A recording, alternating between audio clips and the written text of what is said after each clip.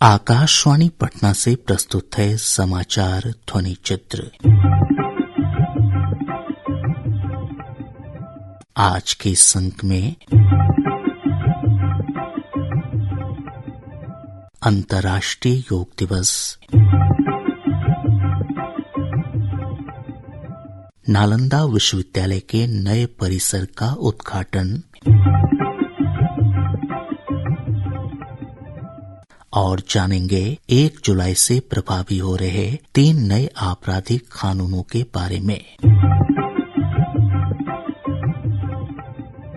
भारत सहित दुनिया भर में 21 जून को अंतर्राष्ट्रीय योग दिवस उत्साहपूर्वक मनाया गया। इस अवसर पर मुख्य समारोह श्रीनगर के शेर-ए-कश्मीर अंतर्राष्ट्रीय सम्मेलन केंद्र में आयोजित किया गया, जहां प्रधानमंत्री नरेंद्र मोदी ने समारोह का नेतृत्व किया। इस अवसर पर श्री मोदी ने कहा कि दुनिया योग को वैश्विक कल्याण के एक शक्तिशाली तंत्र के रूप में देख रही है। साथियों, आज पूरी दुनिया में योग करने वालों की संख्या निरंतर बढ़ रही है। योग के प्रति आकर्षण भी बढ़ रहा है। योग की उपयोगिता के संबंध में भी जन सामान्य कन्विंस हो रहा है। मैं विश्व में हर जगह जितने भी ग्लोबल लीडर से मिलता हूं, जहां भी जाता हूं, शायद ही कोई एक आध मिल जाएगा जो मेरे से योग की बात न की। दुनिया के सभी वरिष्ठ नेता जब भी मौका मिलता है मेरे से योग की चर्चा जरूर करते हैं। दुनिया के कितने ही देशों में योग डेली लाइफ का हिस्सा बन रहा है। प्रधानमंत्री ने कहा कि योग केवल विद्या नहीं बल्कि विज्ञान भी है और यह समाज में सकारात्मक बदलाव के नए रास्ते बना रहा है। साथियों, योग केवल एक विद्या नहीं है बल्कि एक विज्ञान भी है। आज सूचना क्रांति के इस दौर में हर ओर सूचना संसाधनों की बाढ़ है। ऐसे में मानव मस्तिष्क के लिए एक विषय पर फोकस कर पाना एक बड़ी चुनौती साबित हो रहा है। इसका भी निदान हमें योग से मिलता है। योग समाज में सकारात्मक बदलाव के नए रास्ते बना रहा है।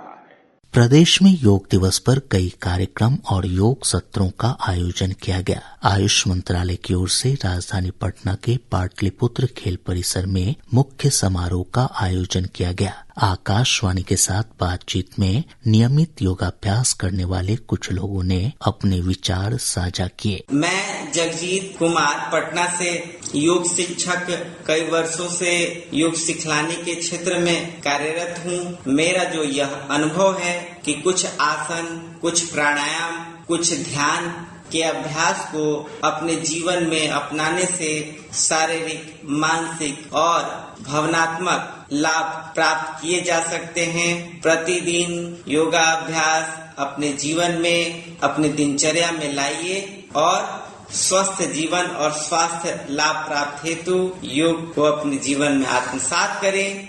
मेरा नाम कलानाथ मिश्र है। मैं कॉलेज में अध्यापन का काम करता हूँ। विगत 3 दशकों से मैं बस 30 से 35 मिनट योग करता हूँ। 64 की उम्र में भी ऊर्जा से भरपूर और तरोताजा महसूस करता हूँ। इसका मूल कारण यही है कि योग मेरी दिनचर्या का अभिन्न अंग है। मैंने अनुभव किया है कि इससे मानसिक और शारीरिक दोनों स्तरों पर मुझे लाभ मिला है। तारासन, तितली आसन, वज्रासन के साथ साथ कपालभाति, अनुलोम विलोम, भ्रामरी प्राणायाम और उद्गीत तो नियमित रूप से भस्त्रिका भी करता रहा हूँ। इसका लाभ मुझे मिला है। आप भी अपने जीवन में योग को अपनाएं और स्वस्थ रहें। प्रधानमंत्री नरेंद्र मोदी ने पिछले दिनों राजगीर स्थित नालंदा विश्वविद्यालय के नवनिर्मित परिसर का उद्घाटन किया। इस अवसर पर श्री मोदी ने कहा कि नालंदा विश्वविद्यालय दुनिया के सामने हमारी पहचान और परंपराओं का बड़ा उदाहरण है। साथियों, मुझे विश्वास है आने वाले समय में नालंदा यूनिवर्सिटी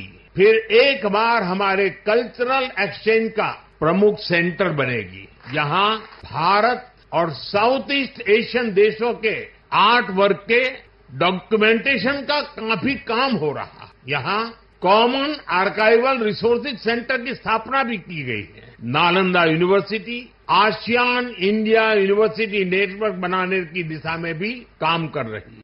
प्रधानमंत्री ने कहा कि नालंदा विश्वविद्यालय का नया स्वरूप उभरते भारत की क्षमता और ताकत का प्रतीक है।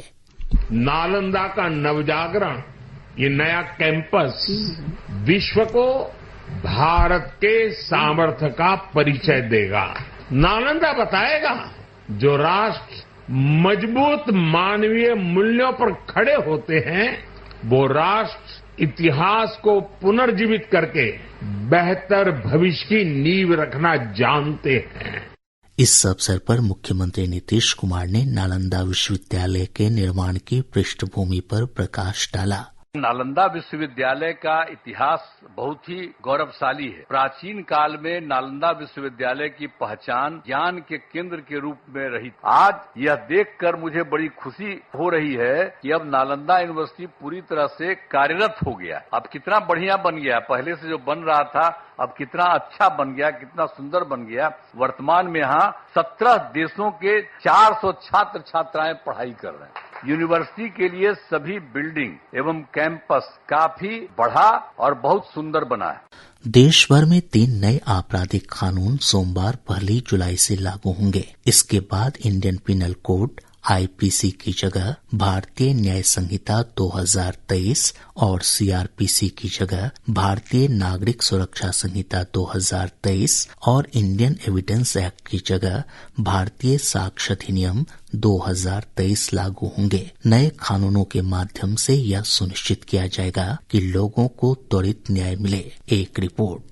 आपराधिक कानून मौजूदा सख्त प्रावधानों की महज एक पुनर्पैकेजिंग है, लेकिन सच्चाई ये है कि पुराने कानून में औपनिवेशिक शासकों ने अपना राज कायम करने के लिए बनाए गए थे, जबकि नए कानून नागरिक केंद्रित हैं, जिनमें देशद्रोह, आतंकवादी कृत्य, मॉब लिंचिंग, संगठित अपराध, छोटे संगठित अपराध, झपटमारी आदि नए अपराधों को शामिल किया गया है। ब्रिटिश काल के राजद्रोह कानून को हटा दिया गया है, जो सरकार के असंतुष्टों और आलोचकों के खिलाफ दुरुपयोग की चिंताओं को संबोधित करता है। नए कानूनी ढांचे में समानता को बढ़ावा देते हुए लिंग तटस्थ भाषा को शामिल किया गया है। मानसिक स्वास्थ्य संबंधी शब्दावली में सुधार किया गया है। पागलपन, उन्मादी, मूर्ख, विक्षिप्त मानसिकता और मंद बुद्धि जैसे शब्दों को हटाते हुए संवेदनशील दृष्टिकोण को दर्शाया गया है। भ्रष्ट सिविल सेवकों पर मुकदमा चलाने के लिए समयबद्ध मंजूरी प्रदान की गई है। आपराधिक मानहानि के लिए कारावास से सामुदायिक सेवा में स्थानांतरण, पुनर्वास और सामाजिक योगदान पर जोर देता है। नए आपराधिक कानूनों के प्रभावी कार्यान्वयन के लिए बिहार में 26,000 पुलिसकर्मियों को प्रशिक्षण उपलब्ध कराया गया है। बिहार पुलिस अकादमी के निदेशक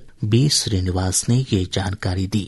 बिहार ने bureau of police research and development जो केंद्रीय एक संगठन है उसके साथ मिलकर कई तरह के ट्रेनिंग ऑर्गेनाइज किए हैं। उनके इंस्ट्रक्टर आए हैं बिहार पुलिस एकेडमी, उन्होंने ट्रेनिंग दी है। कुछ ट्रेनिंग हम लोगों ने हाइब्रिड मोड में किया है। कोशिश ये किया था कि एक पूरा बैच जो 2000 सब इंस्पेक्टर्स का था जो भाली में पास आउट हुआ, उनको इस नए कानूनों के बारे में एक्सपोजर दिया जाए। लेकिन हाल ही में इन दिनों इलेक्शंस के तुरंत बाद डीजी साहब के निर्देश अनुसार लगभग अभी तक 26,000 ऑफिसर्स जो इन्वेस्टिगेटिंग ऑफिसर की श्रेणी में आते हैं, जो एएसआई से लेके डीएसपी रैंक तक के हैं, उनकी ट्रेनिंग संपन्न की गई है हाइब्रिड मोड से। इसके साथ ही आज का समाचार ध्वनि चित्र कार्यक्रम संपन्न होता है।